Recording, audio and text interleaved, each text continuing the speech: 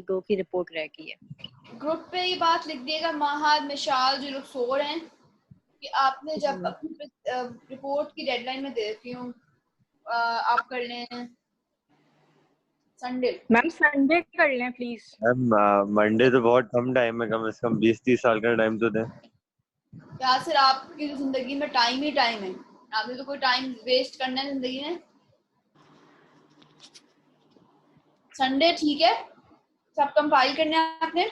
और plagiarism 12 to 13% allowed है। Ma'am उसका मसला नहीं है। चेक करूंगी, समझ आ रहा है?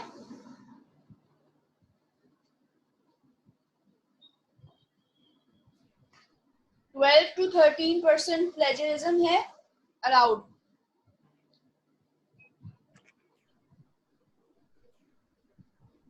मैम मैं स्टार्ट करें कॉम्पिटिशन से या कोई भी एक टेक्स्ट डाल देगा व्हाट्सएप पे जो मुझे जी फाइनल मैम मैं डाल रही हूँ। उसके साथ तीनों प्रेजेंटेशंस भी सेंड करेगा। चलें।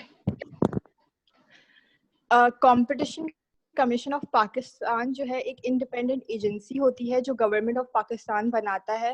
वो इसलिए बनाता है ताकि इकोनॉमिक कंपटीशन रहे कंट्री में। और ये जो है वो डेवलप्ड हुआ था नवंबर 2007 में। ये ऑर्डिनेंस प्रोमलगेटेड वो इसलिए हुआ था ताकि कंट्री में हेल्दी कंपटीशन रहे और इससे इम्प्रूविंग इकोनॉमिक एफिशिएंसी रहे, कॉम्पिटिटिवनेस रहे और and shielding consumer from anti competitiveness practices. Next slide अलीवर। कंपटीशन कमीशन ऑफ पाकिस्तान हम मदद करता है हमारी इकोनॉमिक ग्रोथ कंट्री में और प्रोवाइड करता है बिजनेस अपॉर्चुनिटीज। और competition of commission Pakistan promotes competition, protect consumer and provide them facilities to do business ताकि वो business कर सकें। और CCP acts against cartelizing. Cartelizing is your economic monopoly. तो वो इस चीज competition commission of पाकिस्तान इसके against जो है वो काम करता है, कंडक्ट करता है इंडस्ट्रीज को और उस इंडस्ट्रीज को स्टडी करता है कि वो कंपटीशन दूसरी इंडस्ट्रीज को दे पाएंगे या नहीं। Next slide. बेनिफिट्स क्या है सीसीपी के? इट्स बेटर प्राइजेस और मोर ऑप्शंस होते हैं, हायर एम्प्लॉयमेंट होती है, प्रोहिबिट्स एंटी कॉम्पिटिटिव एग्रीमेंट्स होते हैं और टेक्नोलॉजिकल डेवलपमेंट होती है। नेक्स्ट लेजिस्लेशन बेसिकली लॉ होता है जो आपकी गवर्नमेंट बनाती है और वो कंट्री के लोगों को उसको फॉलो करना होता है। Next slide. अब पाकिस्तान कंपटीशन पॉलिसी में बहुत सारे लॉज बने थे। फर्स्ट जो था वो था abuse of dominant position. Abuse of dominant position में ये है कि प्राइजेस जो है वो सबकी इक्वल होनी चाहिए। अगर आप सप्लाई कॉस्ट ऑफ सप्लाई कर रहे हैं या फिर आप कंज्यूमर को जो अगर आप एक चीज बेच रहे हो 100 रुपीज की तो वो हर एरियाज में उसकी 100 रुपीज होनी चाहिए। ऐसा नहीं कि आप उनकी डिफरेंट कर रहे हो प्राइजेस, तो एक ही प्राइजेस होनी चाहिए। Second is prohibited agreement. ये दिस लॉ प्रोहिबिट एग्रीमेंट कि एग्रीमेंट नहीं होना चाहिए in respect of production, supply, distribution, क्योंकि ये जो है वो कंपटीशन को रिड्यूस करता है। Third is your deceptive marketing. Deceptive marketing ये कि झूठ बोलना प्रोडक्ट के बारे में, उसके नेचर के बारे में, उसकी क्वालिटीज के बारे में झूठ बोलना। लाइक फॉर एग्जांपल ले ले फेयर एंड लवली का कि वो कहती है कि वो गोरा करती है लेकिन वो गोरा नहीं करती, वो एक टाइम पीरियड के लिए आपकी स्किन को इनहेंस करती है लेकिन वो फिर खत्म भी हो जाता है। तो डिसेप्टिव मार्केटिंग नहीं होनी चाहिए, ये भी लॉ प्रोहिबिट करता है। And fourth is your approval of mergers. Mergers is your when you collaborate your two commercial businesses, तो वो भी आपको प्रोहिबिट करता है कि उससे आपका जो है वो कंपटीशन लेस हो जाता है अगर आप मर्जर करते हो। तो दैट्स इट। दानिश का पार्ट है मैम। दानिश कहाँ गई? मैम वो यही कह रहे हैं कि उसकी लाइट नहीं है तो इंटरनेट नहीं कनेक्ट हो सकता। व्हाट्सएप पे उसके प्लीज। जी मैम, एक मिनट। हेलो यासिर, एक तो समझ नहीं आता, बीच बीच में जाते हैं, बीच में चले जाते हैं, क्या करना चाहते हैं मुझे समझ नहीं आता। आप लोग चाहते क्या हैं? यासिर साहब हैं, मैं देखूं जरा दोबारा से। आएंगे 4 दिन बाद, फिर कहेंगे अब कर लेते हैं। तो हेलो यासिर, है ही नहीं यासिर। ये रहा, नहीं ये है मैम। चले गए कहीं? नहीं मैम, इधर ही हूँ, इधर ही हूँ। नहीं, आप कहीं चले जाते हैं, आप क्या करते हैं मैं बताया? गया था, कसम से नींद आ रही थी। नींद आ रही थी, सो गए। ये बड़ा अच्छा मसला है, उठाते रहो बीच बीच में आप लोग। नहीं वो तो नहीं गया था, अब मैं उठ गया। लेकिन मलिक साहब आप भी सो जाते हैं? जी आप भी सो जाते हैं? मलिक मतलब कहाँ है? मैं म्यूट करा और गायब। नहीं मलिक, बड़ी अच्छी प्रेजेंटेशन दी थी मैम अभी हाँ ग्रुप ने। बहुत अच्छी, समझ कुछ नहीं आई, बहुत जबरदस्त क्लैपिंग। मैम बेहतरीन जिस तरह से उन्होंने बनाई है और प्रेजेंट किया, I think they have done a wonderful job and you should give them full marks. Thank you. चले स्टार्ट करें अब। आप आपकी बारी, हमें भी मौका दें, हम आपको यही रिमार्क्स दे सकें। एक सेकंड मैं स्क्रीन शेयर कर लेता हूँ।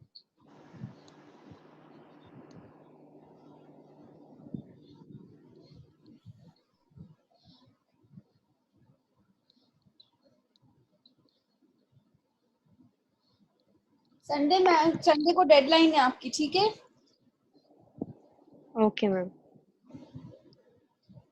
और जो ईमेल करेगा, मेरे पास सिर्फ 4 ईमेल आएंगे इस सेक्शन की, कहानियां नहीं करिएगा। 4 ईमेल आपको मैंने LMS के ऊपर भी शायद डाला हुआ है, ग्रुप्स की प्रेजेंटेशन, और उसका उधर भी करनी है और ईमेल भी करनी है। ठीक है मैम। 4 ईमेल्स आएंगी, इसको लिख लें अपने पास और ये डाल दें आप ग्रुप पे। और उसमें बता दें 4 ईमेल्स में चारों एक ही दिन आएंगी, संडे को। संडे रात 12 बजे तक आपके पास टाइम है। तीनों जो रिपोर्ट है वो प्लस तीनों प्रेजेंटेशन एक साथ ही अटैच कर दें। समझ आ गया? यासिर, मलिक, हिरा, एमन, जी मैम। उर्दू में समझाया है, वाजिद को बहुत बहुत मुश्किल से समझ में आती है। 4 दफे ईमेल करेगा मुझे और चारों दफा में एक ही जो है वो होगी प्रेजेंटेशन। क्यों वाजिद? ओके ज्यादा ईमेल आई मैं ब्लॉक कर दूंगी फिर। चलें, stabilisation structure adjustment programme. Yasir आपकी तीसरी में वो है, जिसमें से एक आपकी भी नहीं है प्रेजेंटेशन। जी मैम बिल्कुल सही और आपको परवाह भी नहीं है। मैम करूँ सर? हाँ, फिर नंबर आएंगे तो सब पता क्या कर सकते हो जाएगा। फिर कहेंगे 4 मार्क बढ़ा दें, 2 मार्क बढ़ा दें, एक नंबर से 2 भर रहे। नहीं मैम मैं भेज दूंगा मैम, ऐसा मत करें यार। चलें स्टार्ट करूं? ठीक है, अल्लाह के नाम से भी शुरू किया करें थोड़ा सा, ताकि ऐसे बिस्मिल्लाहिर्रहमानिर्रहीम। चाहिए। अब तो रमजान भी आ रहे हैं। जी मैम बिल्कुल सही कह रही हैं। चलें। Basically, hello everyone. Our topic, me and Zarek, our topic was stabilization and structural adjustment programs, and this is basically a program carried out by government with the IMF, if in order to, I would say, in order to rectify the budget deficit that we have in our country.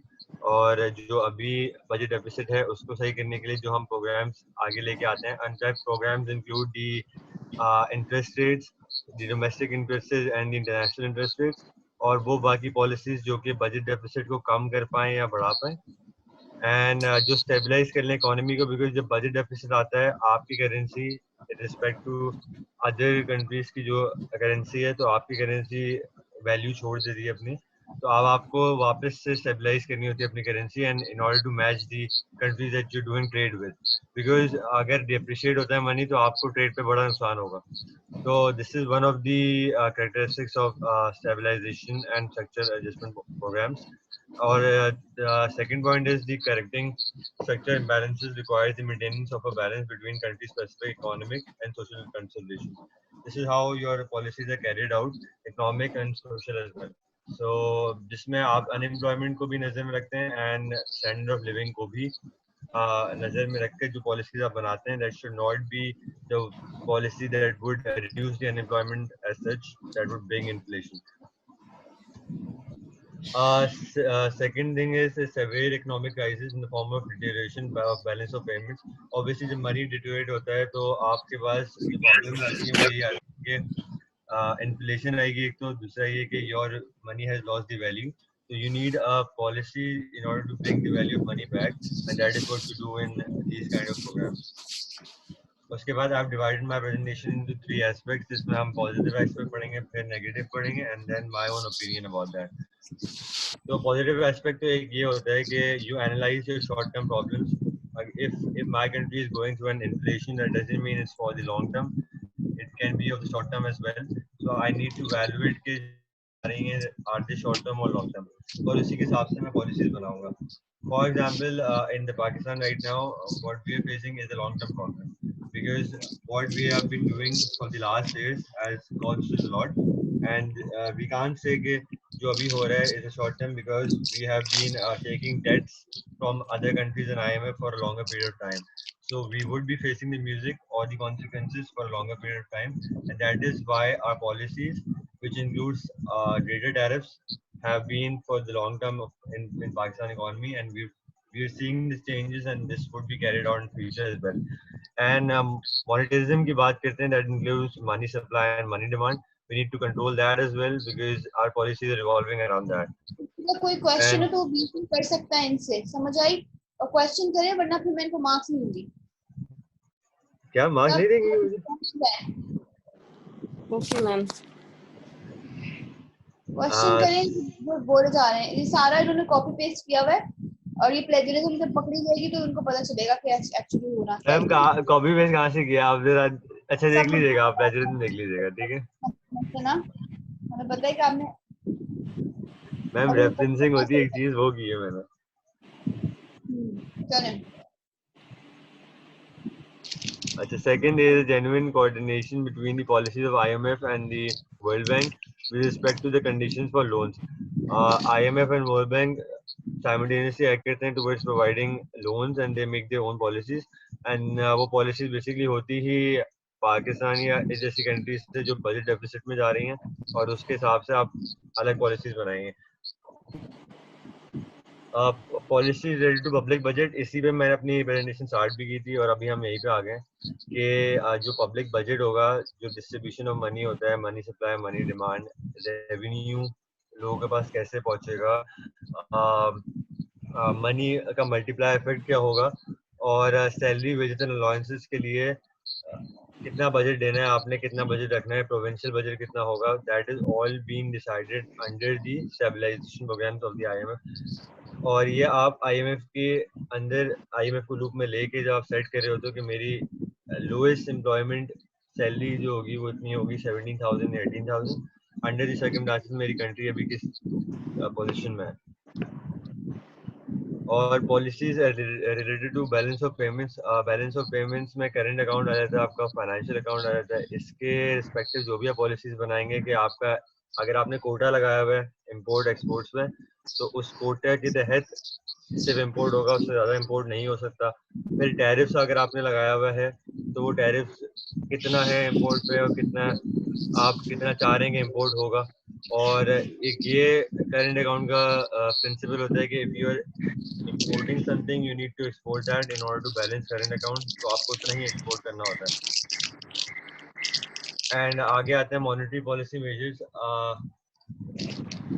Money supply के ऊपर और money demand के ऊपर जो पहली बात की थी. उसके बाद दूसरी किस तरह होती है, सेंट्रल बैंक के तहत होती है, एंड सिर्फ सेंट्रल बैंक ने और बाकी बैंक्स होते हैं उनको आपने ऑन बोर्ड लिया हुआ होता है.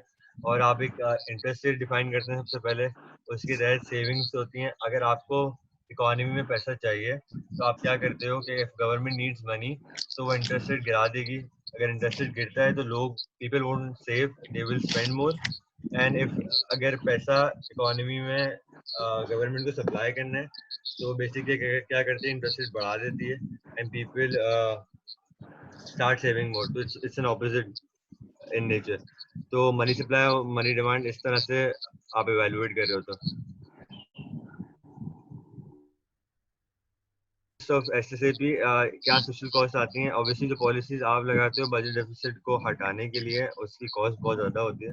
सबसे पहले कि अगर if an economy is working under corrupt means, तो जो डिस्ट्रीब्यूशन ऑफ मनी है वो पहले से ही बेहतर नहीं है। And now you are setting tariffs on imports and you are actually selling things on expensive means, तो वो लोगों को नहीं मिलेगी। एंड जो बेसिकली कंट्रीज जो के डिस्ट्रीब्यूशन ऑफ मनी में अच्छी हैं तो उनको इतनी कॉस्ट नहीं पड़ती, लेकिन जो पाकिस्तान जैसी इकोनॉमीज या जो एशिया में ज़्यादातर इकोनॉमीज जो हैं जो वो काफ़ी ज़्यादा अफेक्ट होती हैं सोशली इस चीज़ से, बिकॉज वहाँ डिस्ट्रीब्यूशन ऑफ मनी अच्छा नहीं है। The findings of more recent study, एक स्टडी जो कि रिसर्च से मैंने उठाई थी, उसमें वर्ल्ड बैंक इन 1996 में यही था कि जो ऑपरेशन सपोर्ट किए थे एडजस्टमेंट प्रोग्राम्स के और bank in the period of 1980 और 1933 जो 113 ऑपरेशंस है, एम्फसाइज किया था कि macroeconomic stabilisation are needed for growth and they're sufficient for poverty reduction strategy. तो आपको मैक्रोइकोनॉमिक स्टेबलाइजेशन प्रोग्राम लाने पड़ते हैं in order to remove poverty and in order to have strategy कि आप अगले 5 से 6 साल किस तरह इकोनॉमी चलाएंगे अपनी, उससे आप अपनी ग्रोथ जो है कितनी करेंगे। कंक्लूडिंग रिमार्क्स, जो ये मेरे रिमार्क्स है वो ये थे कि इन discussing the need of human development and poverty elevation in developing countries, it should be kept in mind the Mankind is it the means as well at the end of development, and that is impossible to avoid the effects of SSAP. SSAP के effects को आप avoid नहीं कर सकते obviously, but if you need to carry out programs you have to. आप इसको minimize जरूर कर सकते हैं, but you can't eliminate the risk or the cost that comes with these programs. और अगर आप ये प्रोग्राम्स नहीं करते तो आपकी इकोनॉमी है माइट और will go further into economic budget deficit, जिसकी वजह से आप रिकवर कभी नहीं कर पाएंगे। तो ऑब्वियसली जब आप स्ट्रॉन्ग पॉलिसीज गवर्नमेंट लेके आती है तो प्रॉब्लम लोगों को ज़रूर होती है, लेकिन वो सिर्फ आपके बेटरमेंट के लिए होती है, जो आपको फ्यूचर में दिखेगा ऑब्वियसली 3-4 साल बाद, जब आपके डिटर्मिनेंट्स जो इकोनॉमिक डिटर्मिनेंट्स हैं वो जब सही हो जाएंगे, obviously you will meet the requirements that you have set in the beginning of your own tenure. So that was all about SSAP that I covered in my presentation. Good. चलो ठीक है। अब क्या है, अब ये है कि आपको फिर रिपोर्ट पे काम शुरू कर देना है।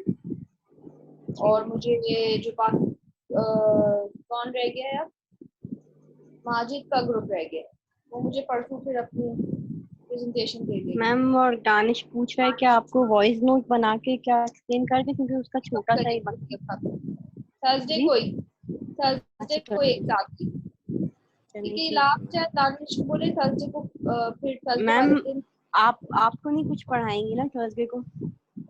नहीं, मैं कुछ नहीं पढ़ा, मेरा कोर्स कंप्लीट हो मैम गया। क्लास लेना इम्पोर्टेंट है, लाइक अगर हम नहीं लें नहीं, थर्सडे को नहीं आपके लिए इम्पोर्टेंट, ठीक है। Thank you ma'am. उनके लिए जिन्होंने नहीं वो किया तो वो प्रेजेंट करें। जिंदगी रही तो मुलाकात होगी। अब आपके मैम फाइनल में क्या आएगा वैसे कुछ पता है आपको? सब कुछ आएगा, मुझे क्या पता है। आप मुझे पेपर बनाऊंगी, मैं मुझसे पूछना क्या पता है। अच्छा, मतलब पेपर बना रही है फाइनल के लिए? मुझे लगा आपको एक सेट दे देंगे करने के लिए। देखें, अब ये सारे टॉपिक्स आपको समझ आने चाहिए। इन टॉपिक्स से रिलेटेड ही चीजें आएंगी, ये समझाने का मतलब। मैम दूसरी असाइनमेंट्स दे रही हैं, तो आप असाइनमेंट देंगी, आप कैसे करेंगे? आप बता असाइनमेंट टाइप ही होगा, लेकिन क्वेश्चन पेपर ही होगा ना, जैसे उसी को सॉल्व अच्छा, वही होगा ना मैम, ठीक है। आपके पास 1-2 दिन होंगे करने के लिए उसको? हाँ, नहीं पूरा सेमेस्टर होगा, 1-2 दिन की क्या बात है। आप नहीं 24 आवर्स का था हिसाब होगा, पूरा 2 दिन थोड़ा मिले। इतना टाइम नहीं होगा, 1-2 दिन नहीं होंगे, बस होगा टाइम, ये होगा कि हाँ टाइम है। 24 आवर्स होगा मैम।